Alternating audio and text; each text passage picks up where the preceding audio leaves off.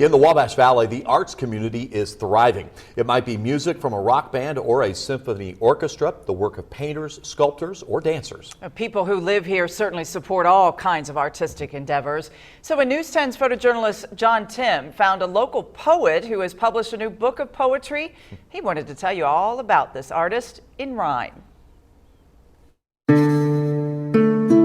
Meters, bars, rhythm, and time, able to assemble all at the drop of a dime. Poetic language has been in the process for about 18 years. Whether sonnet, form, or limerick prose, this type of magic is reserved for prose. I say I started writing when I was about 13 or 14.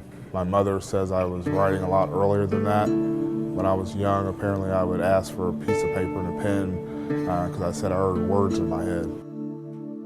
Off the cuff, impromptu, no thesaurus needed. Similes falling in place, why even proofread it? My great-grandmother was also a poet. She wrote a lot of poems. After she passed away, we found poems on the back of envelopes and newspapers and just anything she could get her hands on, and that's kind of how I wrote as well. You know, I had to jot something down on the back of a piece of paper or just get the thoughts out. The ink frantically painting your thoughts on blank canvas. You know, some people can draw and paint, sculpt. I can do none of those things, so I write. World fading around you, no longer are you in Kansas. God blessed me with the ability to transfer thoughts in my head onto the paper, and it comes out as poetry.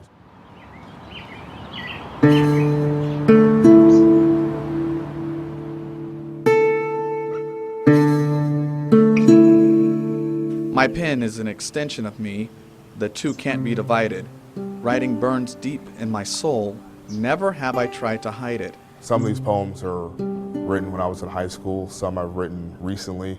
So, I mean, I've seen the transition as a writer from when I was in high school to now and how I've grown and gotten better. Every stroke of my hand dictates where the letter lands. To be void of my passion for the madness to cease. They're going to see truth. They're going to see how I view the world, how I view love, my family, my passion for writing, which I have a few poems in there which talks just about what it feels like to write, you know, how it feels to have the pen in your hand and the words flowing onto the paper. The thought of being harnessed, my mind on a leash, for no mortal man could tame my monster, this beast. It's a very internal view of who I am. Till the end of eternity, may my legacy live on. Let the lovers revel, and the rebels do as such. May each heart be blessed by Midas and my golden touch.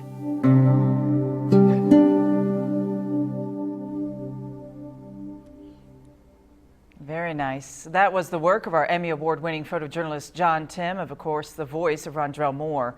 Now, if you would like to meet Brian Lipkins or even pick up a copy of his book, he'll have copies for you for sale tomorrow at the main branch of the Vigo County Public Library. That's from 9 a.m. to 3 p.m.